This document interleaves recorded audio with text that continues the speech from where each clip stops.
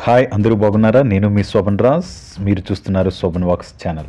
మనం జీవితంలో ఈ ముగ్గురు దగ్గర చాలా జాగ్రత్తగా ఉండాలి, లేకుంటే మొదటికే మోసం వస్తుంది. ఎవరా ముగ్గురు? అదేనండి, యజమాని. మనం ఎవరి దగ్గర అయితే ఉద్యోగం చేస్తున్నామో ఆ బాస్. రెండోది సహ ఉద్యోగి, అదే మనతో కూడా పనిచేస్తున్నటువంటి మన కొలీగ్. ఇక మూడో వ్యక్తి మన సేవకుడు, అదేనండి మనం పనిచేసే చోట ఉన్నటువంటి అటెండర్ లెక్క. ఈ ముగ్గురు విషయాల్లో మనం చాలా జాగ్రత్తగా ఉండాలి. ఈ ముగ్గురు వల్ల మనకేంటి అని అనుకుంటారు, నిజమే.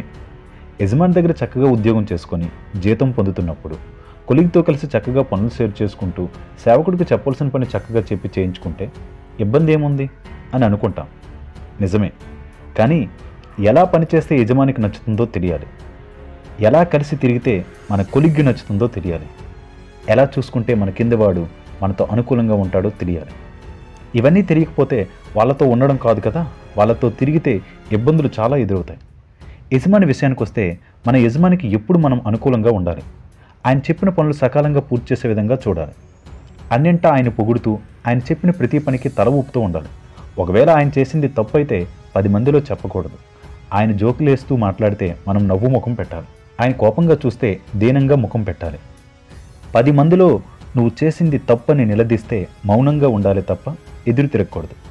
ఎన్నో ఒడిదొడుకులను చూసి ఉంటే తప్ప ఆయన ఆ పొజిషన్కి వచ్చి ఉండరు. ఒకవేళ ఆయన తీసుకున్న నిర్ణయం తప్పైనా కూడా ఆయనకు అర్థమయ్యే విధంగా ఆయన ఒంటరిగా ఉన్నప్పుడు వెళ్ళి చెప్పాలి. ఎన్నిసార్లు ఎదురైనా ఏదో రూపాన అభివాదం తెలియచేస్తూ కనిపించాలి తప్ప చూసి కూడా నిర్లక్ష్యంగా తల తిప్పుకొని ఉండిపోకూడదు. నీకు అప్పచెప్పిన పని ఇబ్బంది కలిగిస్తే మెల్లగా చెప్పాలి తప్ప కుదరదని ముఖం మీదే చెప్పకూడదు. వ్యక్తిగత విషయాలను తక్కువగా మాట్లాడాలి. వ్యవస్థ కోసం ఎక్కువగా పాటుపడేటట్టు కనిపించాలి. అవసరం బట్టి వ్యక్తిగత విషయాలు చెప్పాలి తప్ప ప్రతిసారి చెప్పి చులకన భావనను విసుగును తెప్పించే ప్రయత్నం చేయకూడదు. ఏది ఏమైనా యజమాని విషయంలో అన్నింటా అతనికి అనుకూలంగా ప్రవర్తిస్తే తప్ప నీ ఉన్నతికి, నీ ఉద్యోగానికి, నీ జీవితానికి సరైనటువంటి వెలుగు ఉండదు. ఇక రెండో విషయానికి వస్తే మన కొలీగ్తో మనం ఎలా వ్యవహరించాలి, ఎలా ఉండాలి?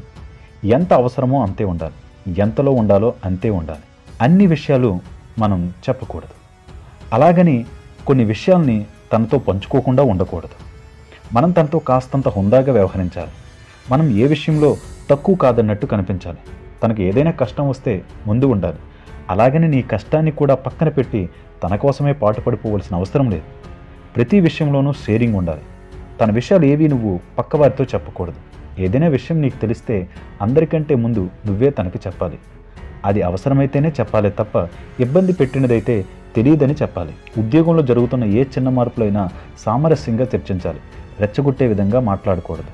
వేరెవరి ద్వారా మనం మన్ననలు పొందితే దానికేముంది అని అందరితో సరదాగా కలిసి తిరగాలి తప్ప మన తోటి కొలీగ్స్ దగ్గర మనం గర్వాన్ని ప్రదర్శించకూడదు.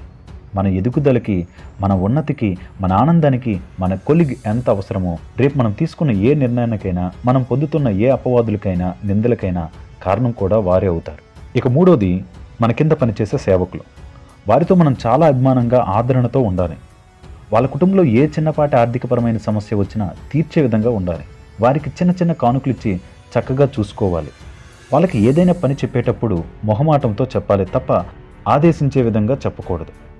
వారు మన దగ్గర ఎంత నమ్రతగా ఉండడానికి కారణం 1 మనం ఉన్నతిలో ఉండడం, 2 వాళ్ళని ఆదరిస్తామనే నమ్మకం.